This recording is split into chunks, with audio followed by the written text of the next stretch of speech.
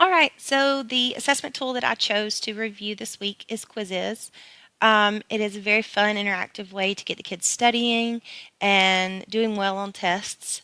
It's not your ordinary paper pencil activity or your paper pencil study guide, which tends to be really boring for fourth graders, especially with really high content such as science and social studies. They have trouble remembering all that. So I found that if I put it in this form, which is like a review game, they are much more, um, they have a lot better chance of actually studying the material. So if you go on quizizz, you create an account. This is, you can search for anything. Like if you wanted to do a quiz on poetry or they wanted to review poetry, you put in poetry and you find all the different types of quizzes. You can steal questions from some of them. You don't have to use all the questions. It's very nice. And I think a lot of people use Kahoot, and this is a very similar program to Kahoot.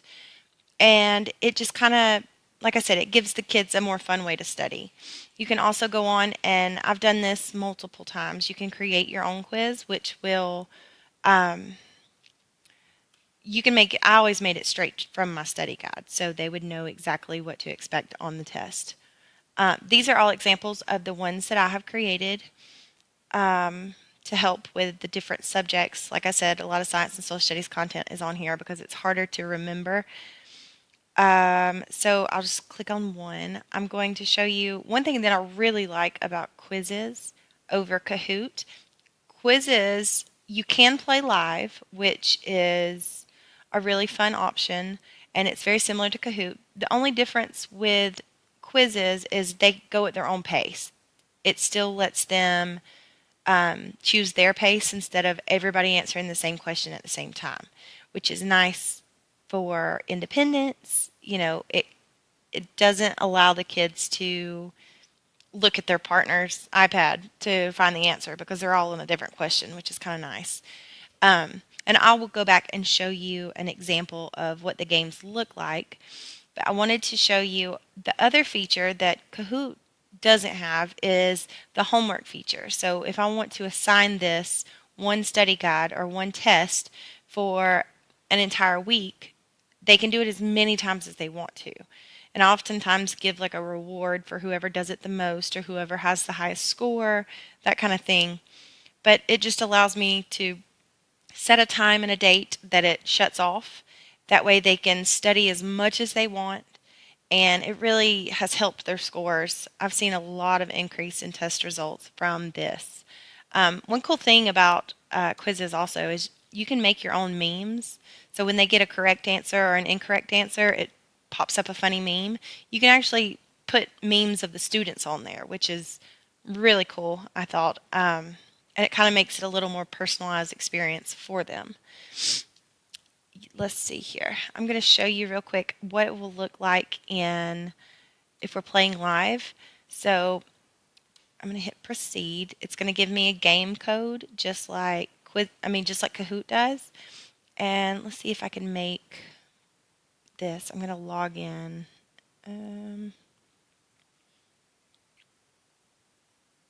Okay, so here's my game code. So I'm going to go over here. This is what a student would see on the right hand side.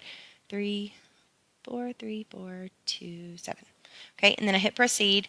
Once the teacher has kids logged in, she'll be able to hit start.